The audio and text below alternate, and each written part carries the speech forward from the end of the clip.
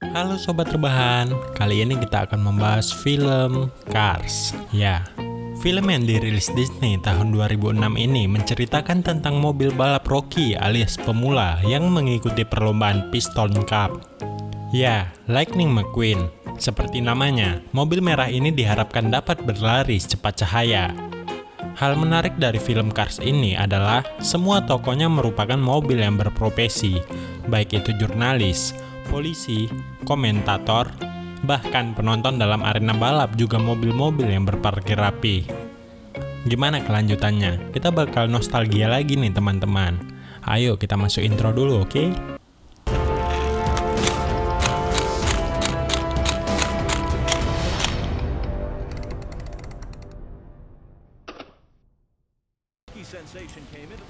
Di adegan pertama, sebagai pembalap pemula, tentu McQueen memiliki stamina yang kuat dan penggemarnya di mana-mana.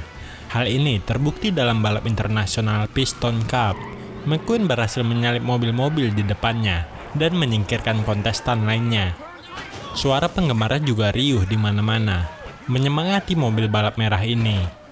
Dalam perlombaan piston ini, ada dua musuh utama McQueen, yaitu Strip the King, si mobil biru yang tersohor karena memenangkan piston musim sebelumnya dan memiliki sponsor yang besar, dan satu lagi, Chick, si mobil hijau yang selalu mengejar bayangan kemenangan Strip.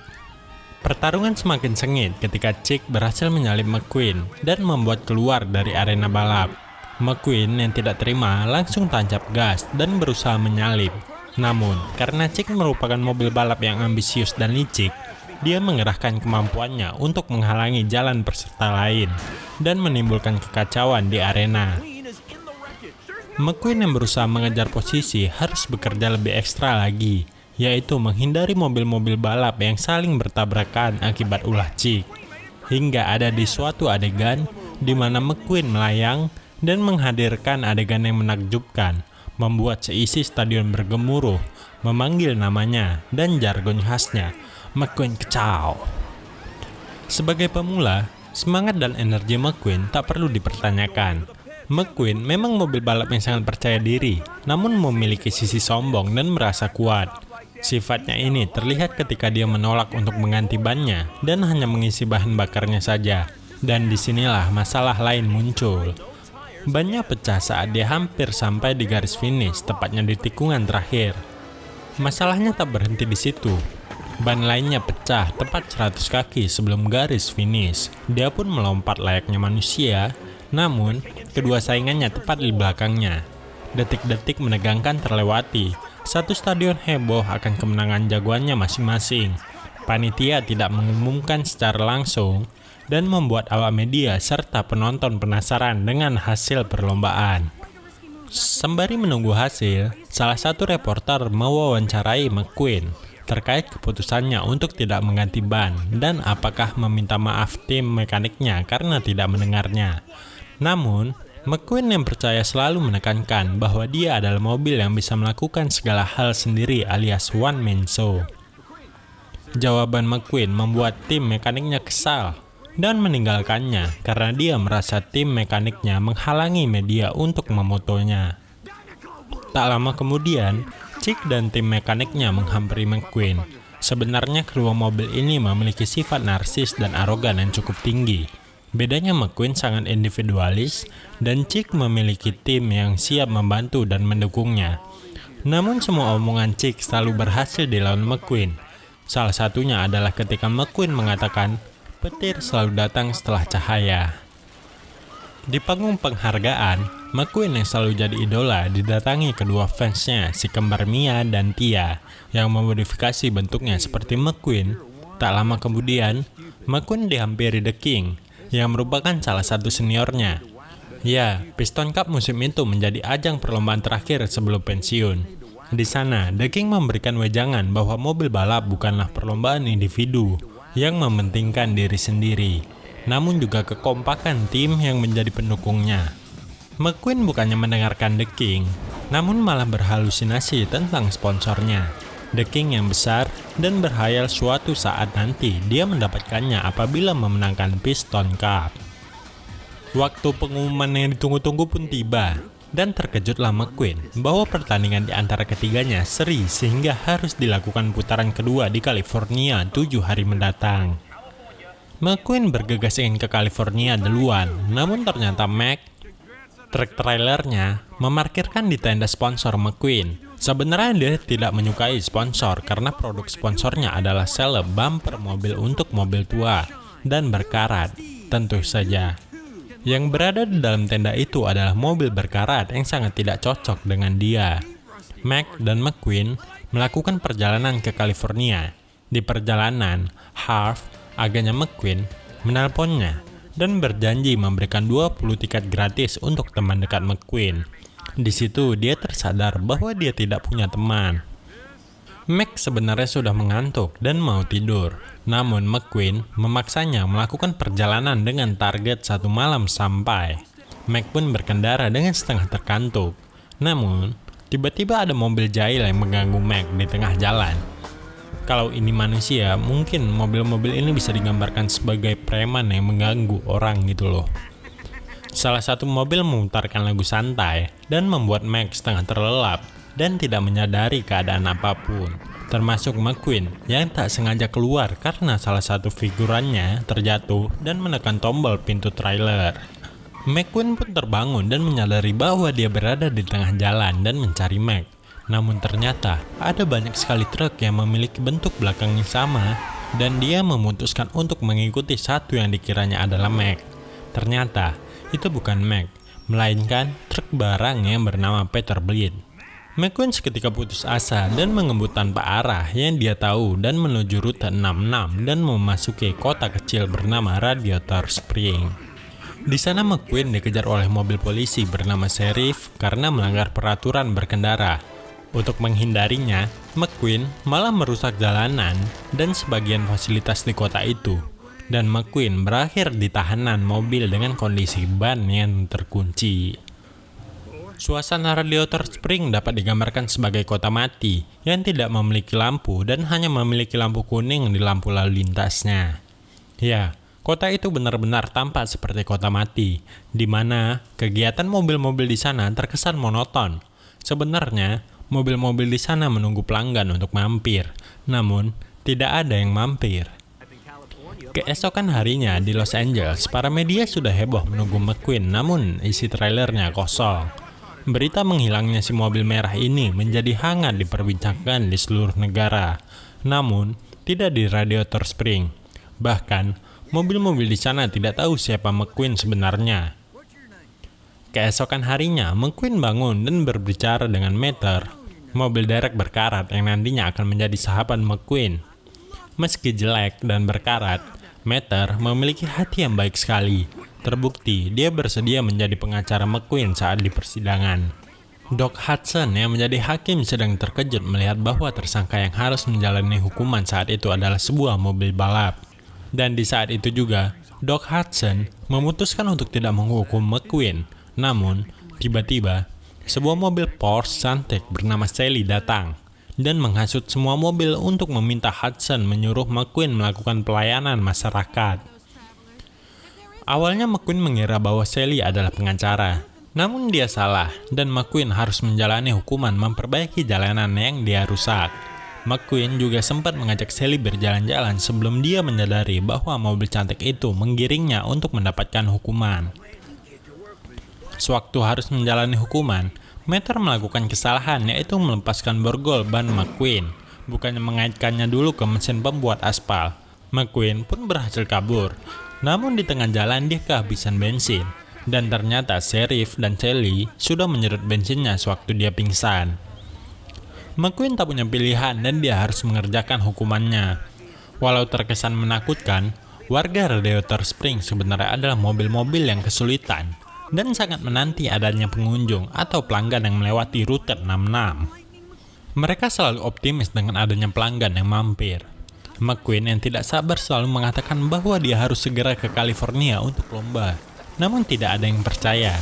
Dan mendengar hal ini, Doc Hudson menantang McQueen untuk adu balap dengannya satu putaran. Apabila McQueen menang, dia boleh pergi dan tidak mengerjakan hukuman. Semua yang mendengarnya tidak percaya karena selama ini Doc Hudson hanya mampu berkendara tak lebih dari 20 mil per jam.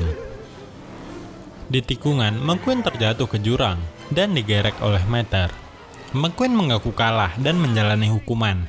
Dan sejak kejadian itu, McQueen berlatih dan berusaha mengalahkan tikungan itu.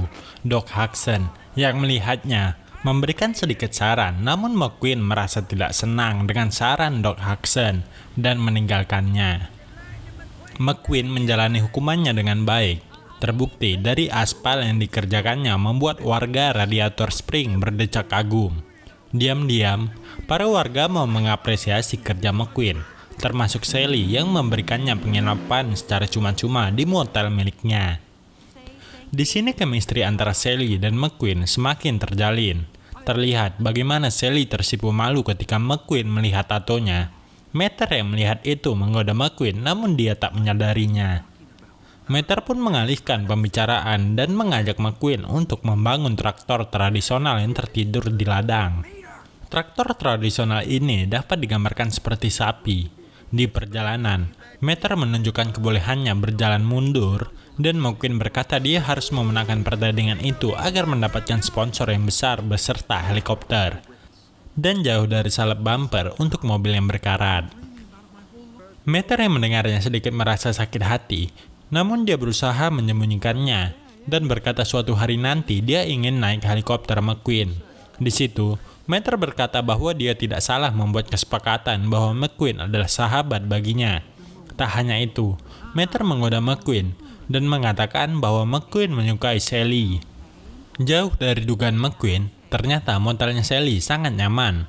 Namun, dia mengalami mimpi buruk tentang Piston Cup. Menyadari itu adalah mimpi, McQueen bergegas bangun dan mencari Sheriff untuk meminta bahan bakar. McQueen menemui Sheriff di bengkel Doc Hudson, namun Doc menyuruh McQueen untuk menunggu di tempat Flo, penjual bahan bakar. McQueen merasa kesal dan keluar dari bengkel Doc.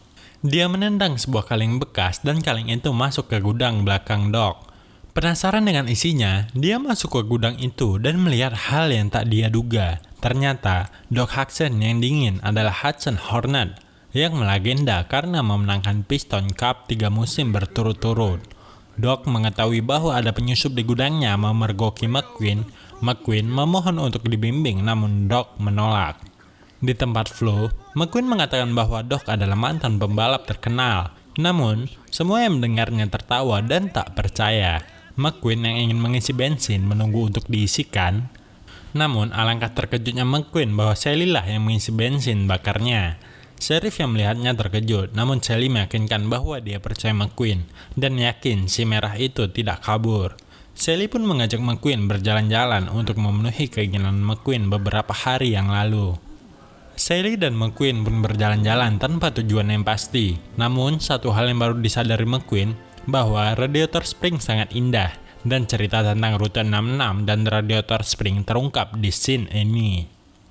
Di sini Sally mengajak McQueen ke Whale Well, tempat terkenal yang sekarang sudah tutup. Tampak raut kesedihan di wajah Sally, namun McQueen tidak menyadarinya. Fokusnya teralihkan melihat benda-benda tak terpakai dan menjadi bangkai. Kemudian McQueen bertanya, kenapa Porsche cantiknya berada di kota mati ini? Dan Sally pun bercerita tentang dirinya dulu dan kehangatan Radiator Springs. Sally adalah mantan pengacara sibuk di LA dan dia memutuskan keluar karena tidak pernah merasa bahagia. Sampai pada akhirnya dia berada di Radiator Springs. Di sini para mobil sangat ramah dan baik kepadanya. Dan pemandangan Radiator Springs sangat indah dan membuatnya jatuh cinta. Dulu Radiator Springs adalah kota yang ramai dan hangat untuk disinggahi. Karena menjadi jalan lintas antar negara bagian, banyak sekali mobil-mobil yang mampir, datang, dan pergi.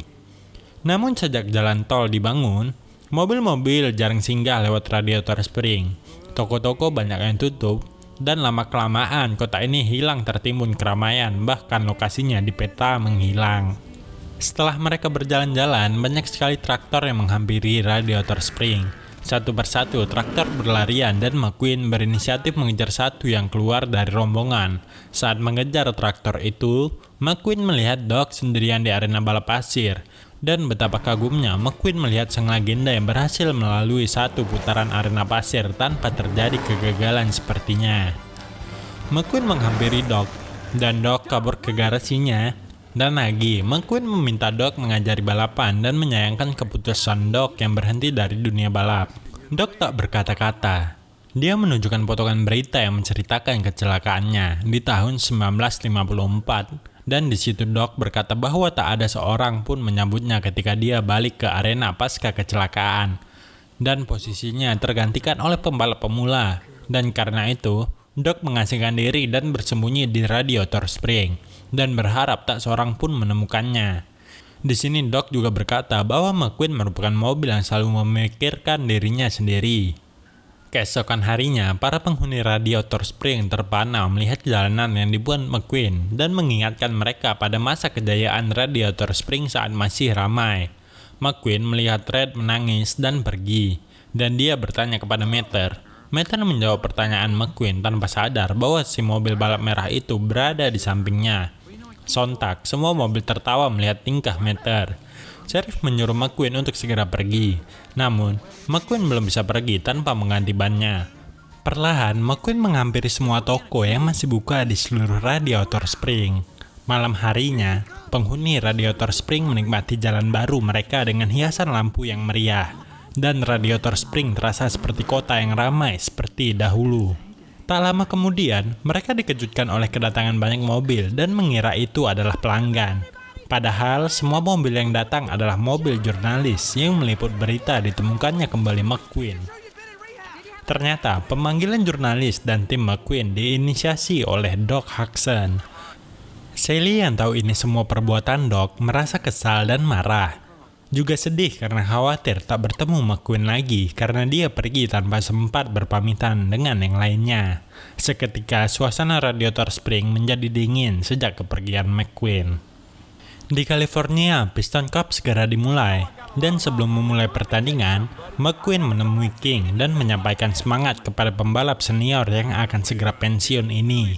Di sisi lain, Chick yang cukup narsis tak henti-hentinya berpose dan memamerkan gayanya di depan kamera.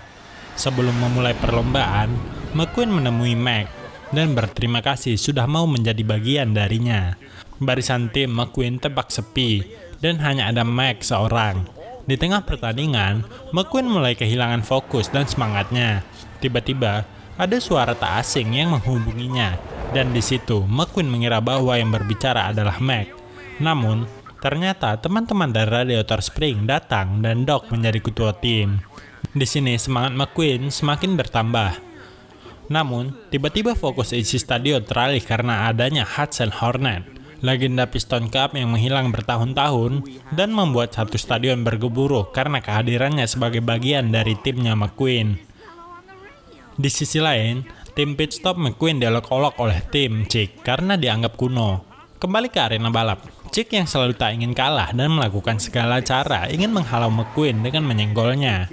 Namun, McQueen yang tampil dengan kekuatan prima mengejutkan Chick dengan mempertahankan keseimbangannya dan berjalan mundur berkat ajaran Meter.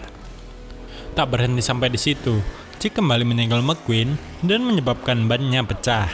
Doc menyuruh McQueen kembali ke pit untuk mengganti ban, dan di sini Guido berhasil membungkam komentar pit dari tim lain dengan tampil sebagai pit dengan pemasangan ban tercepat yang pernah ada. Pertarungan semakin sengit dan tak pernah mau kalah. Chick menyenggol McQueen sehingga keluar arena. Namun, untungnya McQueen masih bisa menghandle dirinya dan kembali ke arena dengan tips dari Doc. Mulus seperti Cadillac, penyemangat seperti lembah. Di belakang, Chick ingin menyalip, namun terhalangi The King. Dan dengan kecepatan kilat, Chick mengeluarkan keahliannya untuk menyelakai mobil lain. Dan seketika, King keluar jalur dan mengalami kecelakaan yang hampir sama seperti Hudson 50 tahun silam.